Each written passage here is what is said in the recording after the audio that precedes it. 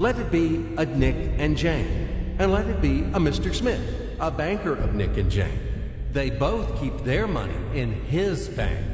That's why we use the title Mr. Smith, with respect. Nick really wants to buy, well, let's say Jane's bicycle, but he has no money. More precisely, he has money, but not enough, only $10, while Jane wants $100 for her precious bicycle. That's a problem. What should Nick do? Well, this bicycle is so desirable. He gives Jane his $10 as a deposit and asks plaintively not to sell the bike to anyone. He says that he will bring the rest of the money soon. At the same time, he runs to his bank, to the respected Mr. Smith, to get a loan for the missing $90. As ill luck, Mr. Smith has no money at this moment, but he knows perfectly about $10, which Nick gave to Jane. And where will Jane bring his money to? That's right. She will put these $10 in her lovely bank to the same Mr. Smith.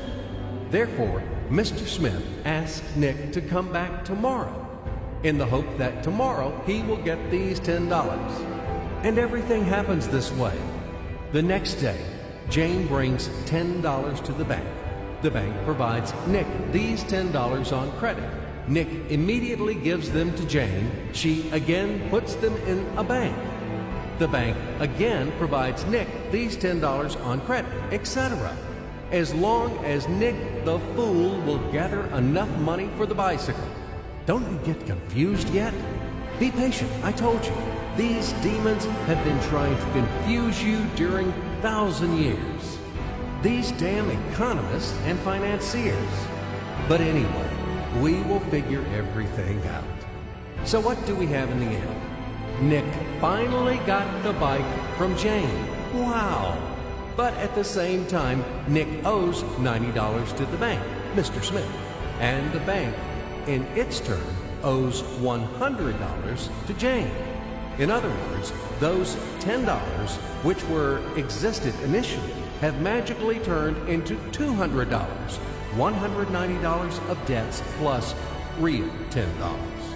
But these $10 would also turn into $1,000, even in $1 million or $1 billion, if Nick would make a more expensive purchase. In this case, our $10 would make the increasing number of its cycles, circuits from hands to hands. That's it. So, what happens in today's world? SOS! It appears that banks also make money out of thin air and multiply them.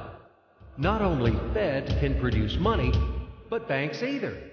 In short, everybody can do this, except you and me. We are not in the business at this celebration of life. I would like to print or draw some money as well. In fact, these banks multiply money without any control. And we're still wondering why the banker lives better. What are naive fools are we? Now it is clear why. The one who produces the money, of course, lives better. But this is not enough. From this moment, poor Nick will never be able to repay his debts owed to the bank, no matter how hard he would work. Silly Nick doesn't know it yet, that he's in slavery to the bank, in credit bondage forever, because those $90 which he owes to Mr. Smith do not exist in nature at all. Sly Mr. Smith made his money out of nothing. He created them out of thin air, just one click. And $10 turned into $200. Yes, but you can object